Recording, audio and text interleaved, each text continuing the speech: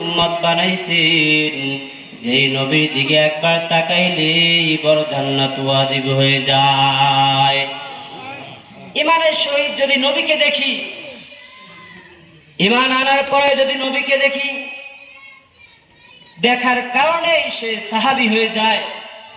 যে সাহাবীদের কথা আল্লাহ তাআলা নিজেই বলেছেন রাদিয়াল্লাহু আনহুম ওয়া রাদু আনহু, অর্থাৎ সাহাবায়ে কেরামদের উপর আল্লাহ তাআলা নিজেই রাজি। এজন্য আপনাদেরকে বলতেছি, এই যে আমরা মাহফিলের মধ্যে এসেছি, আসার কারণটা কি?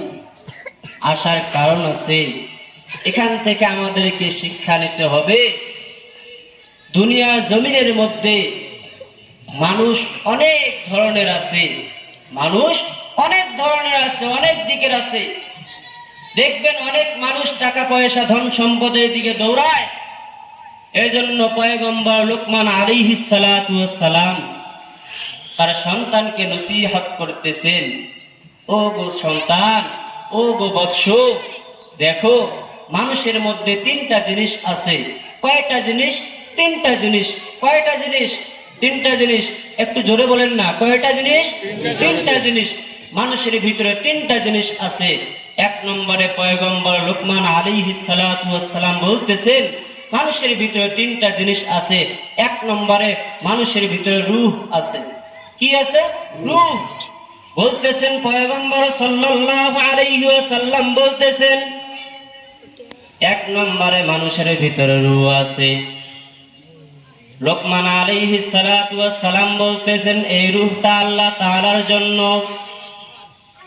পয়গম্বর লোকমান আলাইহিস সালাতু ওয়াস সালাম বলতেছেন, দুই নম্বর মানুষের ভিতরে ইবাদত আছে। দুই নম্বরে কি? মানুষের ভিতরে ইবাদত আছে। ইবাদতটা কার জন্য? পয়গম্বর লোকমান আলাইহিস সালাতু ওয়াস সালাম বলতেছেন, এই যে ইবাদতটা আছে এটা নিজের ব্যক্তিগত। তিন নম্বরে পয়গম্বর লোকমান আলাইহিস সালাতু ওয়াস সালাম বলেন, মানুষের ভিতরে আরেকটা জিনিস আছে, সেটা হলো শরীর। তিন নম্বরে কি? মানুষের ভিতরে আরেকটা জিনিস আছে, সেটা হলো কি? শরীর। পয়গম্বর লোকমান আলাইহিস সালাতু ওয়াস সালাম বলতেছেন, এই যে তিন নম্বর মানুষের ভিতরে শরীর আছে, এই শরীরটা হলো পোকামাকড়ের জন্য। এরে বৎস, কিন্তু মানুষ আজকে পোকামাকড়ের জন্য দৌড়াদৌড়ি করতেছে, ছুটাছুটি করতেছে। এরে আল্লাহর বান্দা, একবারও কি চিন্তা করিয়া দেখেছো? দুই নম্বরে আল্লাহ তাআলা বলেন, পয়গম্বর লোকমান